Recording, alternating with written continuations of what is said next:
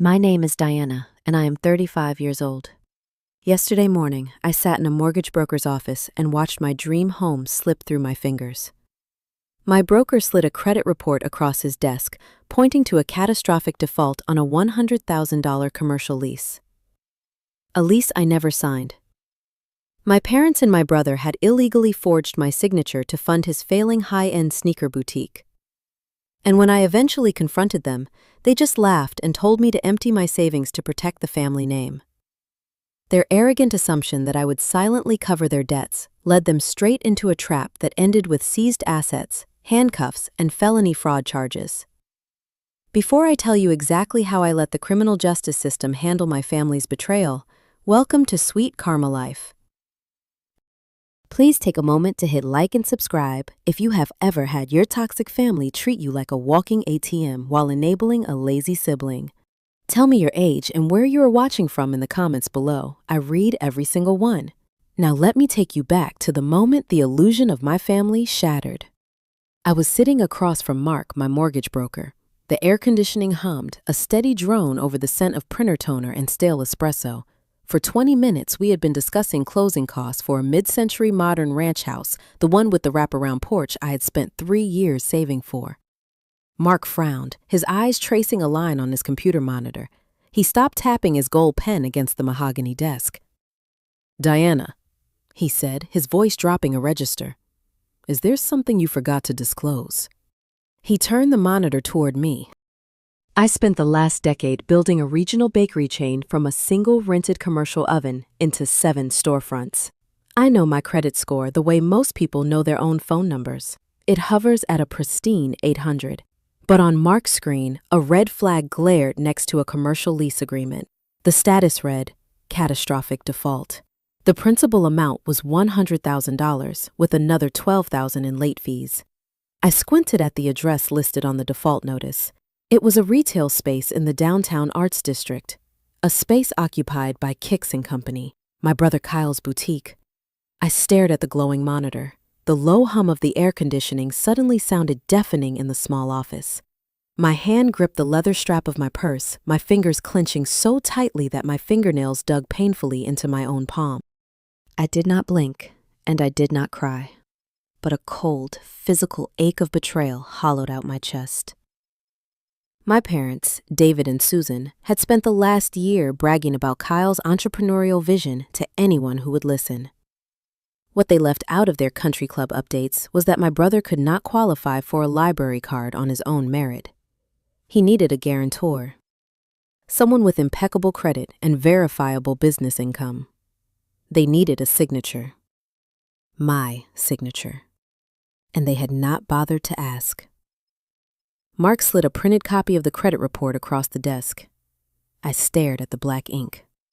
$100,000 in debt, attached to my Social Security number, sinking my dream home to keep my brother's vanity project afloat. They assumed I would just absorb the hit.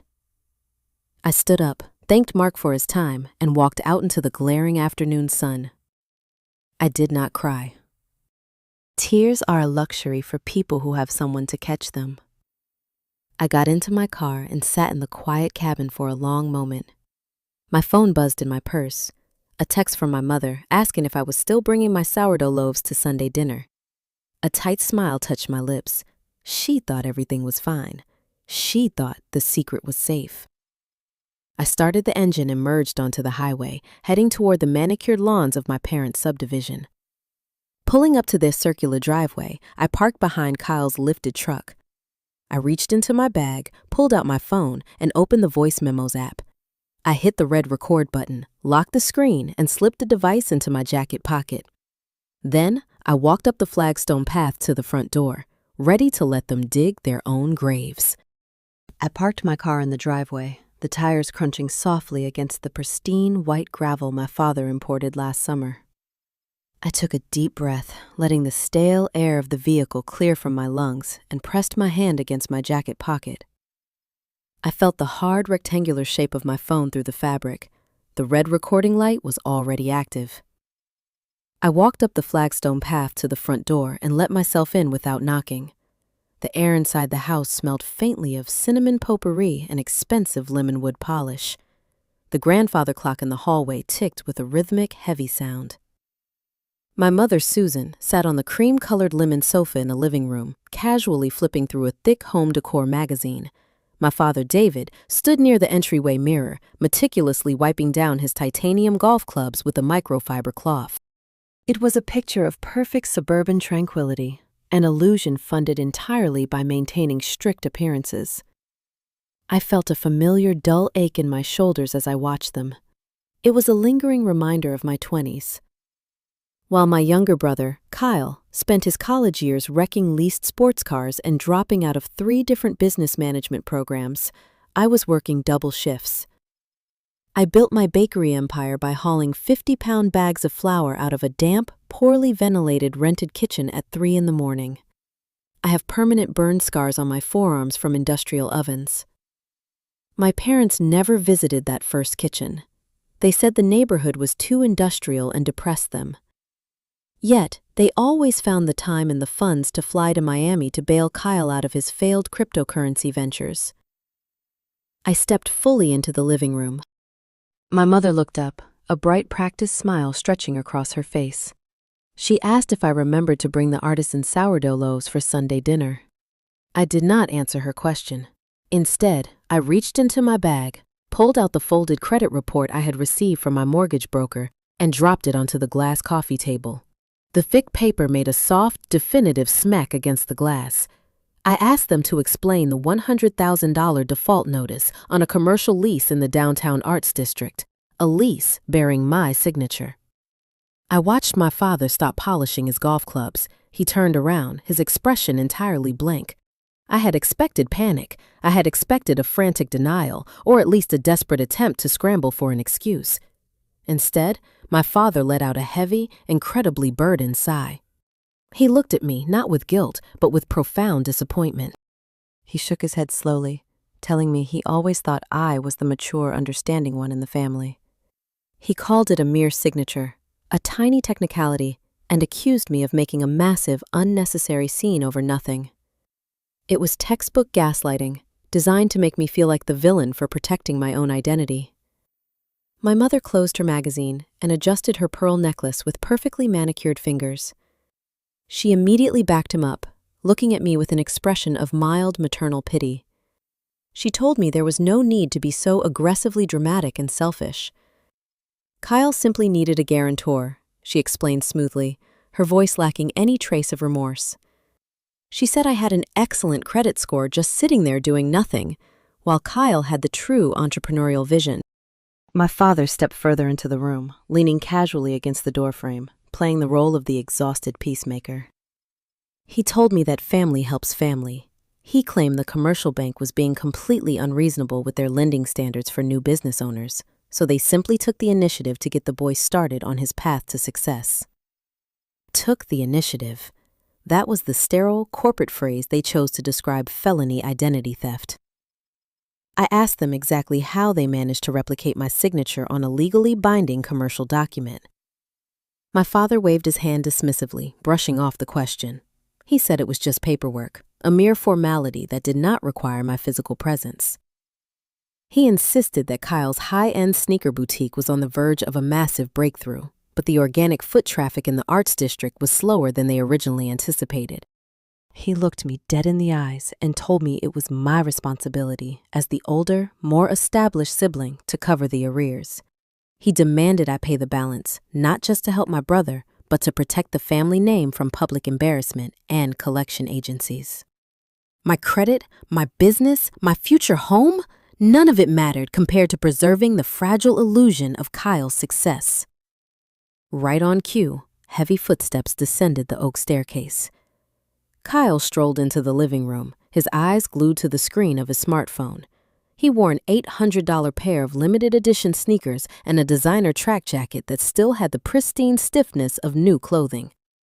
He did not look like a man whose business was facing imminent eviction. He looked like a teenager who had just won a local gaming tournament. He barely glanced in my direction before complaining to our mother that his favorite barista got his complex iced coffee order wrong that morning. My mother gently patted the sofa cushion beside her, gesturing for him to sit down. She told him I was finally there to discuss the boutique's finances. Kyle looked up, his eyes lighting up with genuine, unfiltered entitlement. He smiled, offering a wide, easy grin, and told me my timing was absolutely perfect. He stated that the winter inventory drop was coming up next week, and he was unfortunately short on liquid capital to secure the exclusive merchandise. Without missing a beat, he asked me to write him a check for $20,000 right then and there. He stood in the center of the living room, wearing shoes that cost more than my first commercial stand mixer, asking me to fund his delusions while a $100,000 forged debt hung over my head. He even had the nerve to suggest I could just write the $20,000 off as a marketing expense on my bakery's corporate taxes. I stood there, listening to the ticking of the grandfather clock. The voice recorder in my jacket pocket was capturing every single word, every casual admission of guilt, every brazen demand for cash. They waited for my response. They fully expected me to argue, to yell, to cry, or to fold under the heavy pressure of their collective expectations, exactly like I did when I was a vulnerable teenager. They wanted the familiar, comfortable dance of my eventual submission. I gave them nothing. I did not raise my voice. I did not shed a single tear. I just looked at my brother, shifted my gaze to my parents, and offered a cold, tight smile. I picked up my empty bag, turned around, and walked out the front door, leaving them sitting in a sudden, uncomfortable silence. I got back into my car and pulled out of their gravel driveway, but I was not heading back to my bakery to write a check. The recorded confession was a solid start, but I needed the physical weapon. I needed to see the forged document with my own eyes. I merged onto the highway and pointed my car straight toward the commercial leasing office. The drive to the downtown arts district took exactly 20 minutes. I navigated through the midday traffic with mechanical precision, my hands gripping the steering wheel so tightly my knuckles turned pale. I parked my car in a shaded garage and walked 2 blocks to the glass-fronted lobby of Apex Commercial Properties. The air inside the building felt engineered, chilled to a sterile temperature that actively discouraged loitering. My heels clicked loudly against the polished marble floor as I approached the security desk. A guard pointed me toward a corner suite on the 3rd floor. The brass nameplate on the heavy oak door read Richard Vance, Senior Commercial Portfolio Manager. I did not bother to knock. I pushed the door open and stepped inside. Richard sat behind a massive desk, cluttered with thick manila folders and scattered legal pads. He was a man who looked like he spent his entire life assessing risk and finding people wanting. He looked up, his expression hardening the moment I stated my name. He did not stand to greet me. He did not offer me a chair. He simply reached into a locked filing cabinet, pulled out a thick red folder, and slapped it onto the center of his desk. The sound echoed in the quiet office. He leaned forward, resting his forearms on the scattered papers. He informed me that my brother had missed 3 consecutive rent payments for the boutique space. He stated that the late penalties were accruing by the hour and his firm was done playing games. I kept my voice even and asked for a copy of the original lease agreement. Richard let out a loud sigh, irritated by the request, before sliding a photocopied packet across the polished wood surface. I picked up the heavy stack of paper and flipped directly to the final page. There it was, my full legal name signed in bright blue ink. I stared at the strokes. The loops of the letters were slightly too wide, the pressure of the pen too light, but it was close enough to pass a casual inspection. My parents had clearly practiced my handwriting before committing the fraud. But the forged signature was not the detail that made the blood freeze in my veins. It was the blue ink stamp pressed firmly next to the date, a state-commissioned notary seal. I read the name printed inside the circular stamp, Brenda Hayes. The breath caught in my throat. The room seemed to shrink around me. This situation was no longer just a reckless family mistake born out of blind favoritism. It was a calculated, multi-party criminal conspiracy. Brenda was my mother's closest friend and a prominent local real estate agent. She practically lived in our kitchen during my teenage years, constantly sipping white wine and dispensing unsolicited life advice. I remembered a specific afternoon right after I opened my second bakery location. I was exhausted, covered in flour dust, and proud of my rising profit margins. Brenda had patted my shoulder with a manicured hand, telling me it was cute how I baked muffins for a living. In the same breath, she turned to Kyle, who had just dropped out of his second semester of community college, and praised his raw entrepreneurial spirit. She told him he just needed the right canvas to paint his masterpiece. Now I knew she had illegally provided that canvas by stamping a fraudulent document to steal my credit. I looked back up at Richard. I calmly placed the paper back on his desk. I told him I did not sign that document. I explained that the signature was a forgery and the notary stamp was applied as part of a scam. Richard let out a dry, humorless laugh. He crossed his arms and leaned back in his expensive leather chair. He told me he heard a variation of that exact story every single week. According to him, failing business owners always claimed fraud when their ventures finally went under. He tapped a thick finger against the red folder, his eyes narrowing. Then he delivered his ultimatum. He told me I had exactly 48 hours to pay the $112,000 balance in full. If the money did not clear his bank by Friday afternoon, Apex Commercial Properties would immediately file a massive civil lawsuit naming both me and my bakery chain as primary defendants. He promised to make the litigation as loud and public as possible. He threatened to drag my corporate name through the mud, terrifying my investors and destroying the pristine credit I needed to run my ovens. He stood up, signaling the brief meeting was over, and told me that once a judge granted the inevitable court order to freeze my assets, my 60 employees would be out of a job. He sneered and told me I better write a check if I wanted to keep my little business alive. I gathered the photocopied lease, turned around, and walked out of the office. The downtown sidewalks were crowded with people enjoying their lunch breaks, oblivious to the heavy reality pressing down on my chest. I found a quiet concrete bench near a fountain and sat down. I pulled the papers out of my bag and stared at them.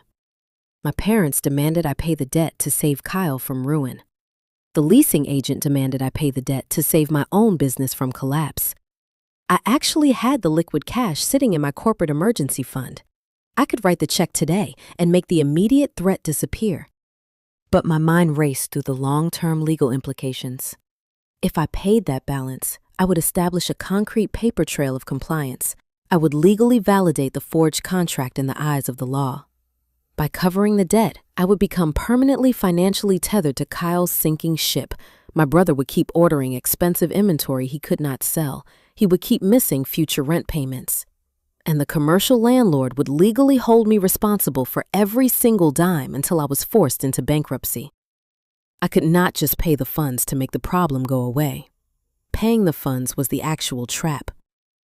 My parents and Brenda had backed me into a corner. They had weaponized my financial success and my fear of public failure. They assumed I would choose the path of least resistance. They thought I would quietly bleed my own company dry to avoid a messy legal battle and protect the family image. They severely underestimated my breaking point. They thought I was the same quiet girl who used to take the blame for broken vases and dented car bumpers. I stood up from the bench. The afternoon sun beat down on my shoulders, but my mind felt cold and remarkably clear. I folded the fraudulent lease agreement and placed it carefully into my bag. I walked back to the parking garage, my footsteps steady and measured against the pavement. I did not drive back to my bakery to check on the daily sales. I did not drive back to the mortgage broker to beg for a pointless extension on my house. I drove across town, leaving the upscale boutiques and the polished corporate offices far behind me.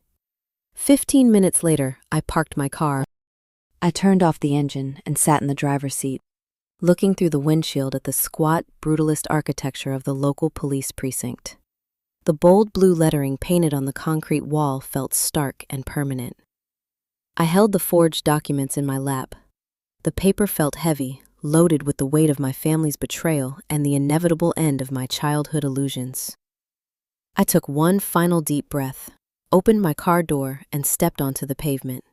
I pushed through the heavy glass doors of the police precinct, instantly hit by the sharp metallic smell of floor wax and stale coffee. The lobby was loud, filled with the chaotic hum of ringing phones and overlapping conversations. I walked straight to the front desk, my shoulders set, and asked to speak with a detective regarding financial fraud and identity theft. A uniformed officer glanced at my composed expression, nodded, and pointed me toward a row of small windowless interview rooms. 10 minutes later, Detective Reynolds walked in. He was a tall, exhausted-looking man in his late 40s, wearing a wrinkled dress shirt and carrying a yellow legal pad. He sat across from me at the scarred metal table, sighing as he uncapped his pen. He asked me to explain the situation, likely expecting a minor credit card dispute or a stolen checkbook. I did not start at the beginning. I started with the evidence. I opened my bag and slid the photocopied lease agreement across the table, tapping my finger directly on the forged signature. I pulled my passport and my driver's license from my wallet, placing them neatly beside the fraudulent document. I asked him to compare the signatures. The detective leaned forward, his tired eyes narrowing as he studied the loops and the pressure points. Then, I pulled out my phone. I placed it in the center of the table, unlocked the screen, and played the audio recording from my parents' living room. The small room filled with the sound of my father casually admitting he took the initiative to sign my name. The recording played my mother's smooth voice, defending the crime as a necessary step for Kyle's entrepreneurial vision. It captured my brother, demanding an additional $20,000 while wearing $800 sneakers. Detective Reynolds sat back in his chair, the skepticism entirely gone from his face. He looked at me with a new level of professional respect. He picked up his pen and began taking rapid notes. I pointed to the blue notary stamp next to the date on the lease. I told him the name on the seal belonged to Brenda Hayes, a licensed real estate agent and a close associate of my parents. I explained that she had knowingly authorized a fraudulent document to secure a $100,000 commercial lease for a failing business. The detective stopped writing. He tapped his pen against the legal pad, his expression turning serious. He leaned across the table and told me I needed to understand the gravity of what I was doing. He explained that this was not a civil dispute. This was a coordinated, multi-party felony. He stated clearly that if I proceeded with a formal complaint, the state would take over the prosecution. I would not be able to simply drop the charges later if I felt guilty. He looked me straight in the eyes and asked if I was truly prepared to send my own parents and their friend to a federal prison. I did not hesitate for a single second. I thought about the 3 years I spent saving every extra dollar for that mid-century modern ranch house. I thought about the 60 employees who relied on my bakery to pay their own mortgages and feed their children. I thought about Richard Vance threatening to freeze my corporate accounts and destroy everything I had built from scratch. My family had already decided my future was entirely expendable. They had already fired the weapon. I was just refusing to be the casualty. I looked back at Detective Reynolds, my voice steady and cold. I told him I was absolutely prepared. I stated that my parents made their choice the moment they practiced forging my name, and I was making mine right now. The detective nodded slowly. He pulled a thick stack of formal complaint forms from a folder and slid them across the table. He guided me through the sworn statements, ensuring every single detail of the theft, the notary fraud, and the confrontation was accurately documented. I signed my actual, verified signature at the bottom of 6 different pages. When we finished, he handed me a certified copy of the official police report. The document was stamped with a stark red seal. It was the ultimate shield. It was undeniable, legally binding proof that I was the victim of a felony crime. I thanked the detective, placed the certified report carefully into my bag, and walked back out into the lobby. I felt a sudden, massive weight lift from my chest. The suffocating anxiety that had gripped me since the mortgage broker's office finally began to dissolve. I pulled out my phone and immediately drafted an email to Richard Vance at Apex Commercial Properties. I attached a scanned copy of the police report, stating clearly that the debt was fraudulent. An active criminal investigation was underway, and any attempt to pursue civil litigation against my company would be met with a devastating countersuit for malicious prosecution. I hit send, effectively freezing the $100,000 threat in its tracks. My business was safe. My money was protected. I pushed through the precinct doors, stepping back out into the fading afternoon light. The air felt cooler, cleaner. I took a deep, steadying breath, ready to drive back to my apartment and finally process the emotional wreckage of the day. But before I could even reach my car, my phone started vibrating violently in my hand. I looked at the screen. It was Sarah, the general manager of my flagship bakery location. She never called me this late in the afternoon unless there was a catastrophic emergency, like a broken oven or a flooded kitchen. I answered the call, my brief moment of relief instantly vanishing. Sarah was breathing heavily, her voice pitched high with panic. The background noise coming through the speaker was chaotic. I could hear the sharp sound of shattering glass, followed by a loud, familiar voice shouting demands. Sarah told me I needed to get to the store immediately. She said she had already locked the cash registers, but the situation was completely out of control. I gripped the phone tightly, my knuckles turning white. I asked her what was happening. Sarah lowered her voice to a frantic whisper. She said my parents had just stormed into the bakery during the afternoon rush. They were furious. They were cornering the staff and they were refusing to leave until they got the money they felt they were owed. I ended the call, sprinted to my car, and slammed the door, realizing the legal battle had just collided violently with the physical world. I threw my car into park outside the brick storefront of my flagship bakery. Through the expansive front windows, I could already see the disruption. The afternoon rush typically moved with a synchronized rhythm, a steady flow of customers ordering espresso and fresh pastries. Today, the line had fractured. People stood frozen, staring toward the main register. I pushed through the heavy glass door. The familiar chime of the brass bell was instantly drowned out by the sound of my father's voice, echoing off the subway tile walls. David stood planting his weight against the glass pastry case, his knuckles pressed white against the pristine surface. On the other side of the counter, Sarah, my general manager, pressed her back against the espresso machine, looking cornered. My mother, Susan, flanked him. She held a stack of wrinkled envelopes in her hand, tapping them impatiently against the polished marble countertop. She was dressed in her standard tennis club attire, looking painfully out of place among the college students and remote workers typing on their laptops. I walked briskly across the floor, the scent of cinnamon and roasted coffee beans providing a surreal backdrop to the hostility. As I approached, I heard the specific nature of their demand. Susan was insisting Sarah open the register and hand over $2,000 in cash. She waved the envelopes, claiming they were final utility notices for Kyle's boutique, and stated the power company was threatening to cut the lights by 5 o'clock. Sarah stammered, attempting to explain corporate policy, stating she could not disperse register cash without my direct authorization. David slammed his palm flat against the glass case. He told Sarah she was speaking to the parents of the owner and ordered her to stop being difficult. I stepped up behind them and told Sarah she could take her break in the back office. My parents spun around. They did not look embarrassed to be caught harassing a 22-year-old employee.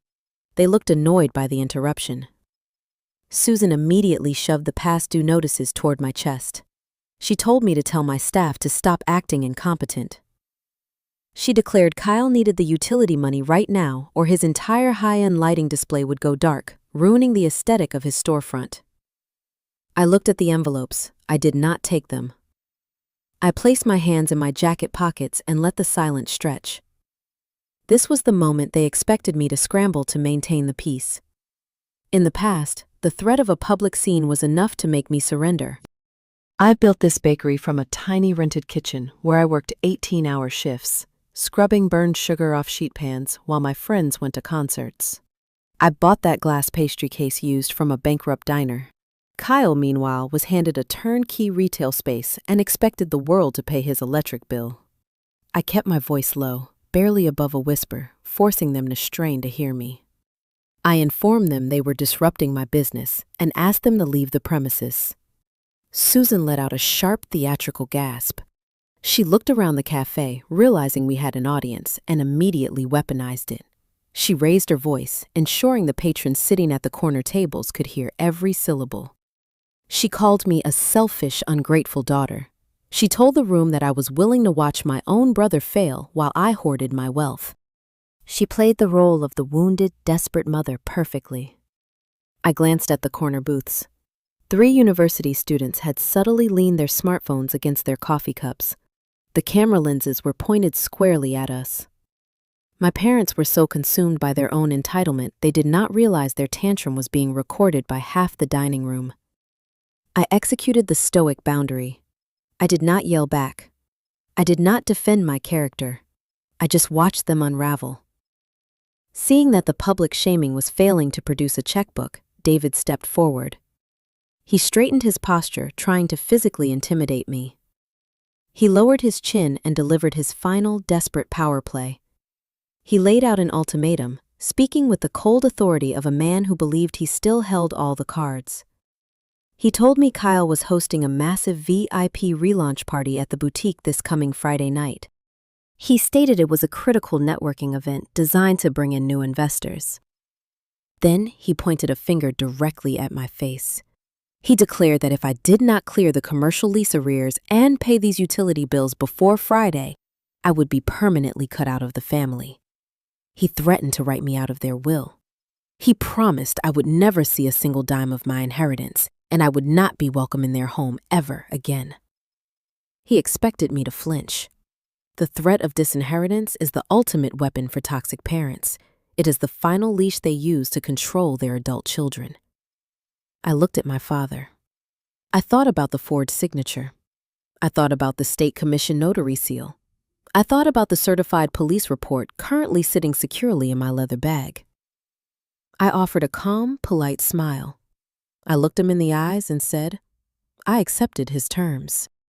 I told him I considered myself officially cut off and wished them both a safe drive home.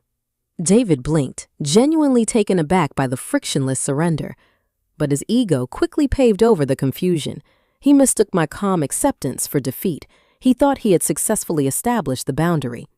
He sneered, adjusted his jacket, and told me I would regret this when I realized how lonely it was without a family. Susan shot me a final look of profound disgust, turned on her heel, and marched out the door. David followed close behind. I watched them walk across the parking lot and climb into their luxury sedan. They drove away looking incredibly smug, confident they had won the war. I turned around and signaled to Sarah that it was safe to return to the floor. The tension in the cafe slowly began to dissipate as the espresso machine hissed back to life. I walked into my quiet back office and sat down at my desk. I pulled the police report from my bag and smoothed it flat against the wood surface. My parents believed they had until Friday to force my hand. They believed Friday was the night Kyle would save his business with a glamorous VIP party. What they did not know was that Friday was not just a party. According to Detective Reynolds, Friday was the exact day the felony arrest warrants would go active. I did not need to bail Kyle out. The criminal justice system was going to handle the guest list. Friday night arrived with an unseasonable chill, but the downtown arts district vibrated with a manufactured frantic energy. I pulled my car up to Kicks & Company at 8 o'clock sharp. Kyle had spared no expense, or rather, he had spared none of my anticipated money. 2 massive velvet ropes flanked the entrance, guarded by a hired bouncer who stood checking names off a glowing digital tablet. Inside the glass storefront, the heavy bass from a live DJ shook the floorboards. I walked past the line of local influencers shivering in their evening wear and stepped directly into the main showroom. It looked less like a retail clothing store and more like an exclusive nightclub. Trays of imported champagne circulated on silver platters, carried by servers wearing branded uniforms. Custom neon signs illuminated walls lined with shoes that cost more than a standard mortgage payment. An ice sculpture shaped like a high-top sneaker dominated the center display table, slowly melting onto a bed of decorative moss. It was a monument to financial delusion. I wore a tailored emerald pantsuit. The choice of clothing was deliberate. I wanted to look like the working executive I actually was, not the obedient, passive daughter they expected to show up. My leather purse hung heavy on my shoulder, carrying the single certified legal document that was about to dismantle this entire charade. Growing up, Kyle always required a stage. If he managed to build a simple block tower in the living room, the whole house had to stop whatever they were doing and watch him place the final piece. When I won my first regional business grant at 24, working out of a damp industrial kitchen, my parents stayed home because Kyle had a minor headache. Tonight was just a louder, more expensive extension of that exact same dynamic. He needed a crowd to validate his existence, and he expected his older sister to quietly pay the admission fee. I spotted my parents holding court near the back of the room, standing beside a brightly lit display of vintage athletic wear. David wore a crisp tuxedo jacket, swirling a glass of dark liquor while laughing loudly at a joke told by a local city councilman. Susan stood right beside him, wearing a diamond tennis bracelet and pointing out the architectural details of the leased space as if she personally owned the building. When my mother caught sight of me navigating through the crowd, her posture shifted. A knowing, satisfied smirk spread across her face. She tapped David lightly on the arm. They stopped their conversation and watched me approach the center of the room. In their minds, my mere presence confirmed their ultimate victory. I had shown up to the party, therefore I had surrendered to the Tuesday ultimatum. They assumed the utility bills were paid in full and the commercial lease crisis was handled. I offered them a brief, unreadable nod, grabbed a glass of sparkling water from a passing tray, and waited in the shadows. At exactly 9 o'clock, the heavy bass music faded into a low ambient hum. The DJ tapped his microphone, asking for everyone to direct their attention to the front. The crowd murmured, shifting their weight and turning toward a low acrylic stage set up near the cash wraps. Kyle stepped up onto the platform. He wore a designer suit tailored perfectly to his frame, holding a wireless microphone with practiced, effortless ease. He smiled broadly, soaking in the generous applause from his friends and the local press. He began his speech by stringing together hollow corporate buzzwords about building synergy, elevating urban culture, and disrupting the traditional footwear market. He thanked his dedicated investors, looking directly at our beaming parents in the back row.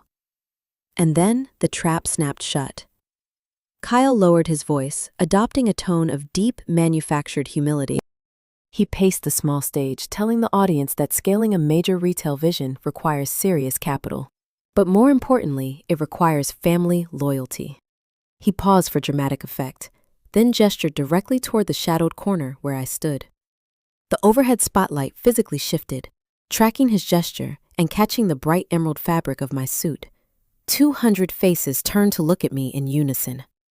Kyle proudly announced that his highly successful sister, the founder of the city's fastest-growing bakery chain, had officially stepped in as his new primary financial partner. The crowd erupted into loud applause. The people standing near me started clapping my shoulder, offering bright smiles of congratulations. My parents beamed from across the room, radiating triumph. This was their ultimate strategy. Force me into the public eye, trap me in the spotlight, and rely on my ingrained, lifelong fear of making a scene to secure my silent compliance. They expected me to smile, wave to the room, and accept the heavy financial chain around my neck to preserve the family image. I handed my water glass to a bewildered guest standing beside me. I walked slowly toward the acrylic platform. The applause sustained, filling the high-ceiling room with a deafening noise. Kyle reached his hand out, offering to pull me up onto the stage to share his moment of glory. I ignored his hand. I stepped up onto the platform under my own power. He handed me the microphone, his eyes wide and shining with arrogant confidence. He leaned in close, smelling of expensive cologne, and whispered a quick thank you under his breath. He was certain he had successfully cornered me. He thought the public pressure was a lock. I stood facing the crowd. The heat from the overhead lighting beat down on my face. I looked out over the sea of eager, anticipating faces.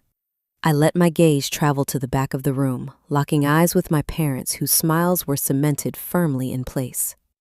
I raised the microphone to my lips. The room fell into a hushed, expectant silence.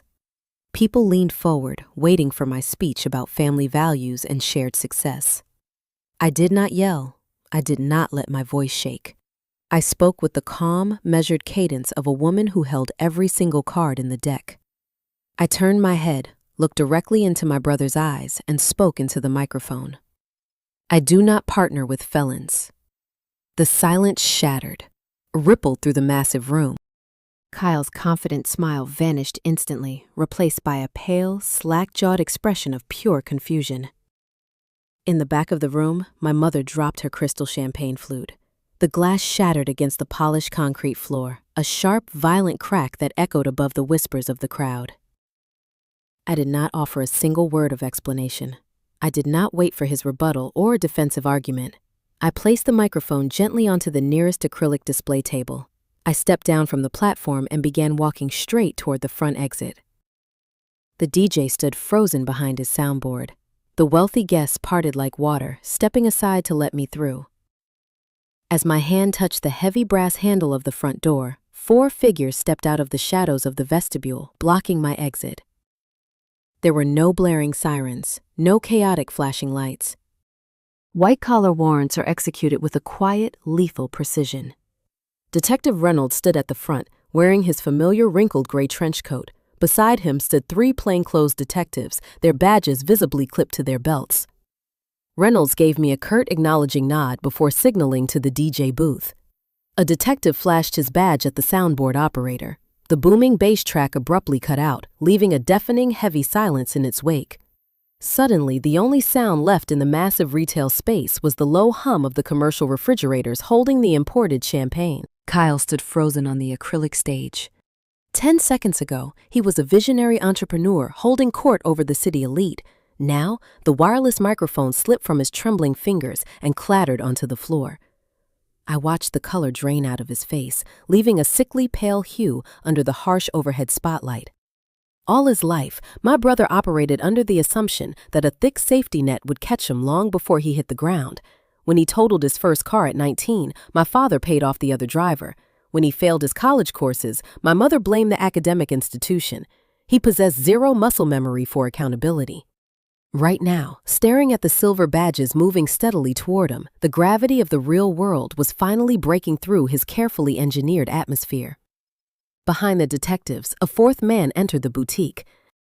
It was Richard Vance, the senior portfolio manager from the commercial leasing office. He carried a thick legal folio rather than his usual briefcase. He did not look at the custom neon signs or the melting ice sculpture. He scanned the extravagant party like a man observing a sinking ship. Detective Reynolds stopped in the center of the showroom floor. The wealthy guests scattered, pressing their backs against the expensive shoe displays to put physical distance between themselves and the incoming storm. Reynolds swept his gaze across the room. He did not yell, but his voice carried the unmistakable practiced weight of law enforcement. He asked for Kyle, Susan, and Brenda Hayes to step forward. Over by the vintage athletic wear section, a sharp rustling noise broke the tense silence. Brenda, my mother's closest friend, and the corrupt state notary, attempted to quietly navigate toward the rear emergency exit door. She was the woman who once patted my shoulder and called my bakery business cute while authorizing the theft of my identity. Now, she was hunched over, trying to slip away unnoticed. A uniformed officer intercepted her path, placing a firm, unyielding hand on her shoulder. Her designer purse slipped from her grasp, spilling expensive lipstick and mints across the floor. Reynolds pulled a stack of folded warrants from his coat pocket. He did not shout, but his voice carried the unmistakable practiced weight of law enforcement, ensuring every local influencer, business owner, and city councilman in the room heard the exact legal terminology. He announced the active warrants for felony fraud, identity theft, and criminal conspiracy. The plainclothes detectives moved in smoothly. There was no aggressive takedown, just the cold, professional ratcheting sound of metal handcuffs echoing through the silent room. One detective secured Kyle's wrist behind his back. The custom-tailored designer suit suddenly looked absurd on a man being quietly read his Miranda rights. Another detective placed cold steel around Brenda's wrist, completely ignoring her breathless stammers. My mother could not process the reality unfolding in front of her.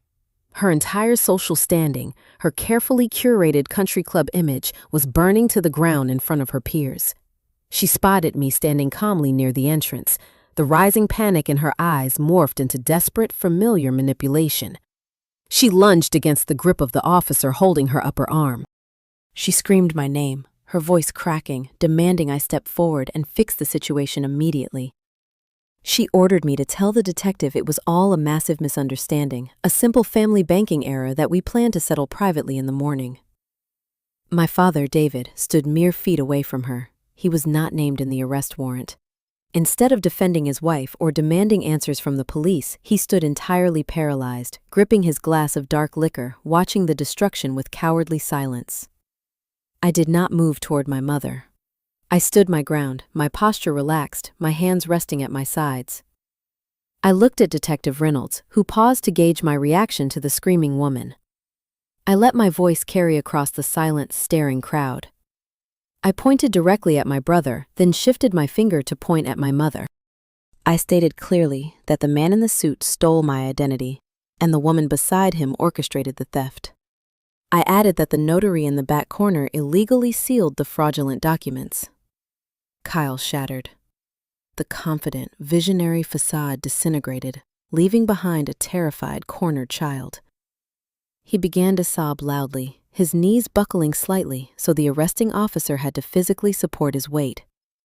He begged me to call the bank. He pleaded for me to write the check, promising he would pay me back with interest, swearing he would change his business model.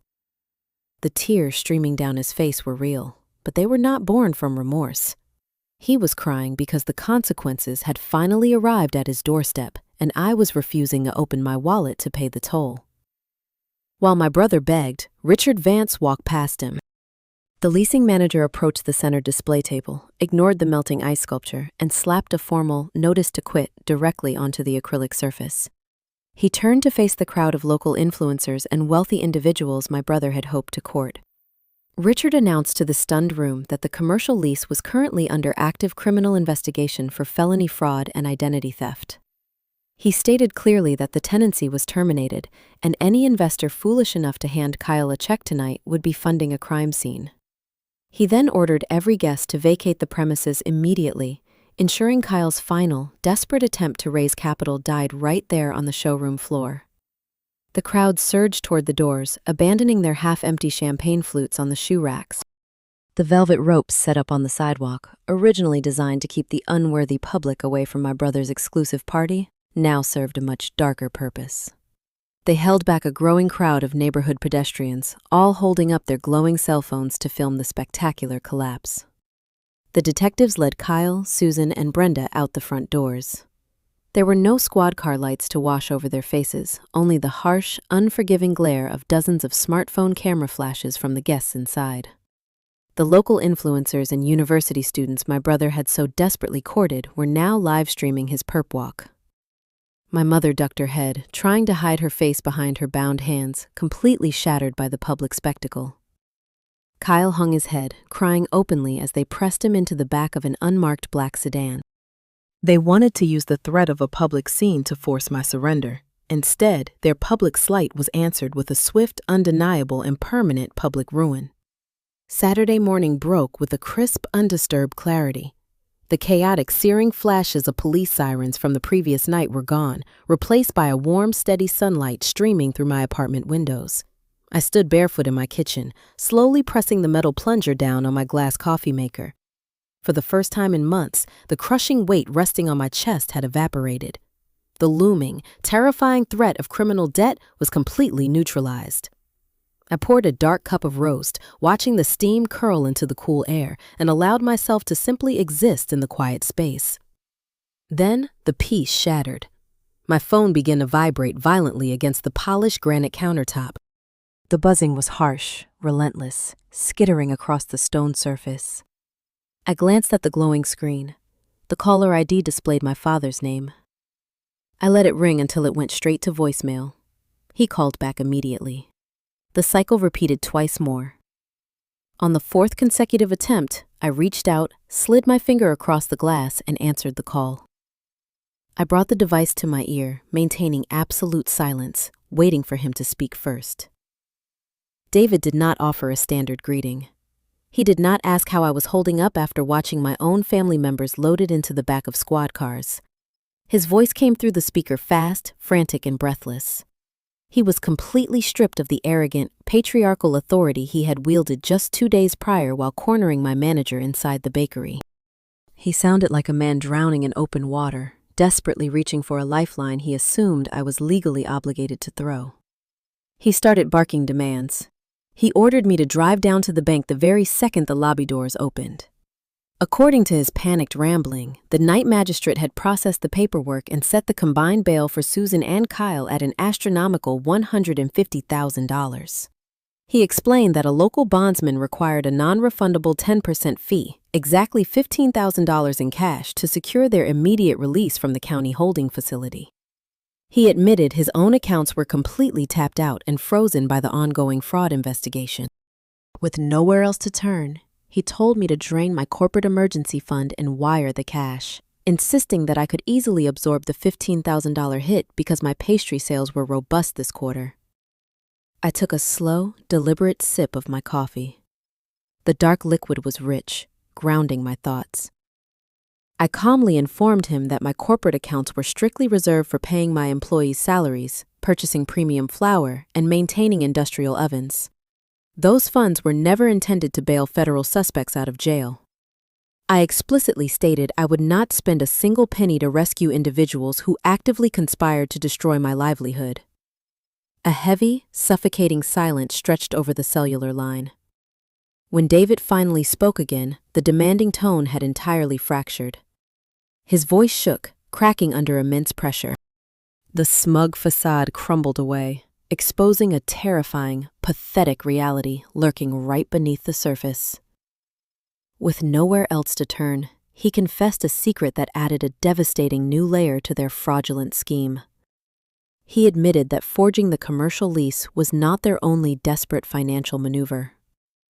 When Kyle initially proposed the high-end sneaker boutique, traditional lenders laughed him out of their offices due to his non-existent credit history.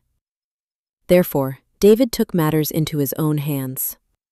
Behind closed doors, without consulting any wealth managers, he secretly secured a massive second mortgage on the picturesque suburban family home to purchase Kyle's initial retail inventory. My mind instantly flashed back to that pristine, sprawling house. I pictured the imported white gravel lining the driveway. I remembered the expensive lemon wood polish gleaming on the antique furniture. My parents worshipped that property. It served as the physical manifestation of their curated, perfect social image within their wealthy country club circle. It was the exact same house they aggressively leveraged to threaten my inheritance earlier that week. And now, the bitter truth surfaced. The grand inheritance never actually existed. The equity was already gone, gambled away on limited edition footwear and designer tracksuits. David's breathing grew ragged, echoing harshly through the small phone speaker. He began explaining the catastrophic math of his situation. With Richard Vance formally seizing the retail space and changing the locks, Kyle's entire expensive inventory was trapped inside the building.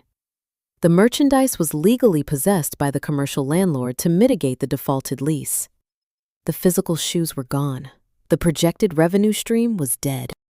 The massive monthly loan payments on the second mortgage were due in exactly 10 days, and David's personal bank accounts were completely drained.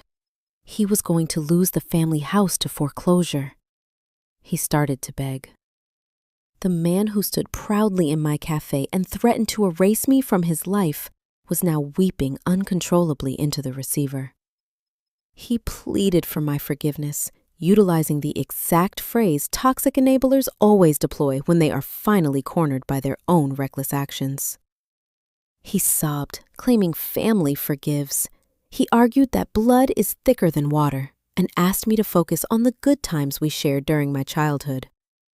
I leaned my hip against the lower cabinets. I considered those supposed good times. I remembered working a grueling double shift on my 21st birthday, scrubbing industrial mixing bowls until my knuckles bled, while my parents flew Kyle out to a luxury ski resort in Aspen because he felt mildly stressed about his community college midterms. I remembered the agonizing years I spent scraping together security deposits for my first retail spaces, terrified of incurring a single late fee, while they handed my brother blank checks to fund his fleeting, reckless obsessions. They never treated me like a cherished daughter. They treated me like a reliable insurance policy. I was merely an emergency fund they intended to crack open whenever the golden child made a monumental error. I spoke into the phone, my tone entirely void of sympathy or hesitation. I reminded him of the decades they demanded I blindly finance Kyle's failures while treating me like a secondary citizen in my own home. I detailed the exact moment they sat comfortably on their linen sofa, chuckled at my forged signature, and ordered me to pay $100,000 just to protect their fragile social standing. I told him that respect functions like a currency, and their account was completely overdrawn. David gasped, desperately trying to formulate another excuse, another manipulative angle to hijack my conscience. He cried out, asking what he was supposed to tell my mother when he visited the visitor center empty-handed. Kyle was going to survive an entire weekend sleeping on a hard concrete bench surrounded by actual criminals. I told him they could use the weekend to deeply reflect on their entrepreneurial vision. I pulled the phone away from my ear, hovering my thumb over the glowing red button displayed on the glass screen. I could hear his panicked voice still echoing from the small speaker, shouting my name, begging for one more chance, pleading for a bailout. I pressed the button, severing the connection instantly. The kitchen returned to its profound, peaceful silence. I navigated to his contact profile, scrolled down to the bottom of the screen, and selected the block caller option. I quickly repeated the identical process for my mother and my brother, permanently closing the digital doors. I set the device down on the granite counter and picked up my warm mug. Outside my window, the city was waking up, moving forward with a vibrant energy. I had a thriving business to run, a beautiful mid-century modern house to close on, and a future entirely free from their toxic gravity. Let them sit in those holding cells over the long weekend. Let them feel the cold, unyielding reality of the world they built. The financial ruin was entirely theirs to endure. 7 months passed before the gears of the justice system finally ground my family's arrogance into dust. I returned to the downtown judicial district on a brisk Tuesday morning in late November, walking past bare, frosted oak trees toward the county courthouse. The imposing stone structure felt profoundly different from the sterile commercial leasing office I visited during the summer. The air inside the building smelled of industrial floor wax, damp wool coats, and stale, anxious sweat. I sat on a hard wooden bench in the rear gallery of the courtroom, wearing a sharp charcoal blazer, present strictly as the primary witness for the state prosecution. Through the heavy mahogany doors, the presiding judge read the harsh realities of their choices into the official public record. My brother stood facing a mandatory multi-year sentence in a state penitentiary for identity theft and corporate fraud. Susan and Brenda stood beside him, clutching their identical designer handbags, facing conspiracy charges, carrying severe mandatory minimums. Brenda had already surrendered her real estate license to the state regulatory board, watching her lucrative professional career burn overnight. Kyle wore an ill-fitting gray suit, shifting his weight nervously from side to side. He was no longer the visionary host throwing exclusive VIP galas. He was a cornered defendant relying heavily on an exhausted public defender. The district attorney approached the defense table to present a final proposition. It was a standard plea agreement designed to clear the bloated docket, but the attached conditions were incredibly rigid. The prosecutor offered a suspended sentence and supervised probation, ensuring they would avoid a physical prison cell, but only under one non-negotiable requirement. They had to pay full, immediate restitution to Apex Commercial Properties. Every single dime of the defaulted lease, the late penalties, and the accumulated legal fees had to be cleared within 30 days. If they failed to produce the liquid funds by the deadline, the plea agreement would instantly dissolve, and the judge would impose the maximum custodial sentence. They needed over $130,000 to satisfy the strict court order. But David had already drained their personal savings accounts and maxed out his available credit lines to fund the initial boutique inventory. The second mortgage he secretly took out was dangerously close to foreclosure. There was only one valuable asset left to liquidate. To keep his wife and son out of a concrete holding cell, David had to contact a discount realtor and list the picturesque suburban property. The house with the imported white gravel, the manicured lawns, and the antique furniture had to be sold immediately, at a massive financial loss, to cover the towering debt. That house was the epicenter of their social identity, It was where they hosted lavish holiday parties, serving expensive wine while bragging to their neighbors about Kyle's non-existent accomplishments. Now, strangers would walk through those pristine rooms, assessing the crown molding and placing low-ball offers while my parents packed their belongings into cheap cardboard boxes. A profound, deeply satisfying irony settled over me as I watched the tense proceedings. Just a few weeks prior, my father stood inside my bustling bakery and threatened to disinherit me if I refused to pay my brother's bills. He wielded that pristine estate as a weapon to force my obedience. He promised I would never see my rightful inheritance. Now, the state was stepping in and stripping that very estate away to pay the exact same debt. The grand inheritance they held over my head was reduced to zero. They possessed nothing left to threaten me with. Their ultimate leverage evaporated in front of a sitting judge. The magistrate struck his wooden gavel. A brief recess was called to allow the defendants time to review the binding paperwork. I stood up and exited the crowded courtroom, seeking a quiet moment in the empty corridor. A few minutes later, the heavy doors swung open again. My mother walked out, trailing behind her frustrated defense attorney. She spotted me, standing near a tall marble pillar. Her posture stiffened. She smoothed down her wrinkled skirt, took a deep breath, and walked over. She did not look like a proud country club matriarch anymore. She looked hollowed out, aged by the relentless stress of impending ruin. She stopped 2 feet away from me. She tried to execute a classic, unreliable apology, the exact kind toxic parents use to rewrite uncomfortable history. She forced a sad smile, looked down at the polished floor, and told me she was sorry I took things this far. She said it was a true shame our family had to break apart over a simple misunderstanding about money. I studied her face closely. I searched for a shred of genuine remorse, a sliver of regret for stealing my identity and jeopardizing my bakery. There was nothing. She was not apologizing for committing a crime against her own daughter. She was apologizing because she got caught, and she was subtly blaming me for enforcing the law. She still viewed herself as the innocent victim of my rigid boundaries. In her twisted narrative, the forgery was just a minor clerical error, and my decision to contact the police was the actual betrayal. She expected me to crumble, to feel guilty, to reach into my purse and offer to hire them a better legal team. The illusion was permanently shattered. I did not owe her my anger. I did not owe her an explanation or a dramatic public argument. I stood tall, brushing a microscopic speck of lint off my lapel. I looked her directly in the eyes and stated clearly that I was not the one who signed the forged paper. I turned my back. I did not wait to watch her reaction. I did not care if she cried or scowled. I walked down the long corridor, my heels clicking a steady, confident rhythm against the stone floor. I pushed through the heavy exit doors and stepped out into the crisp autumn air. The suffocating chain they had wrapped around my neck since childhood was officially broken. I was legally, financially, and emotionally free. 3 weeks after the sentencing hearing concluded, my phone vibrated on my office desk. The caller ID displayed Mark, the mortgage broker. The previous time we spoke, I was sitting across from him in his stifling office, staring blankly at a catastrophic default notice. During that meeting, the air felt heavy, suffocating. Today, his tone carried an entirely different weight. He did not sound concerned or hesitant. His voice rang with clear, unmistakable relief.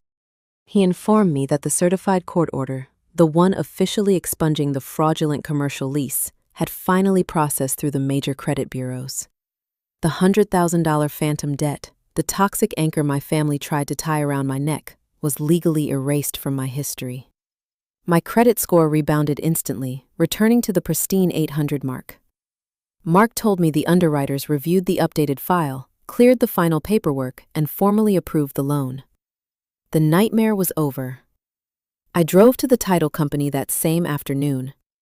The conference room smelled of fresh leather and polished oak. The escrow agent handed me a thick stack of legal documents and a blue pen. I took my time. I read every single page, savoring the process. When I reached the bottom line, I pressed the pen against the paper and signed my actual verified name. I thought about the forged strokes on that commercial lease, the light pressure my father used to steal my identity. This signature was different. This signature was strong, authentic, and backed by a cashier check funded entirely by my own relentless hard work. I traded the paper for a heavy brass key, walked out of the building, and drove straight toward my future. The winding road leading to the mid-century modern ranch house was lined with mature oak trees. The property sat quietly under the sprawling canopy, the morning dew still clinging to the wooden planks of the wraparound porch. I slid the key into the front door lock and turned it. The mechanism clicked with a solid, definitive sound. I stepped inside the empty foyer. Bright sunlight streamed through the expansive floor-to-ceiling windows, casting long, sharp geometric shapes across the original hardwood floors. The interior smelled of fresh paint and cedar. I walked slowly through the spacious living room, letting my fingertips glide over the smooth plaster walls. I stopped in the center of the kitchen, pulled a warm almond croissant from my bag, and took a bite. The flaky pastry was baked in my own commercial ovens just hours prior. I stood in my own house, eating my own food, funded by my own success. The silence wrapping around me was profound. It was not the tense, suffocating quiet of my childhood home, where everyone waited for the next bitter argument to erupt. It was the peaceful stillness of true autonomy. Life moved forward, distributing consequences with a cold, ruthless precision. I still drive past the downtown arts district occasionally to check on the inventory at my second bakery location. The retail space that once housed Kicks & Company looks vastly different today. The sleek custom lighting displays and the imposing velvet ropes are gone. When the commercial landlord seized the property, he tore out the expensive interior finishes and leased the hollow shell to a seasonal novelty corporation. A massive, cheap vinyl banner hangs awkwardly over the front entrance, advertising a Spirit Halloween store. Plastic skeletons and discounted fake cobwebs now occupy the exact spot where my brother once stood on an acrylic stage and attempted to trap me into financing his delusions. Kyle does not wear $800 sneakers anymore. To pay his court-mandated probation fees, he works a minimum wage shift sorting inventory at a local hardware store.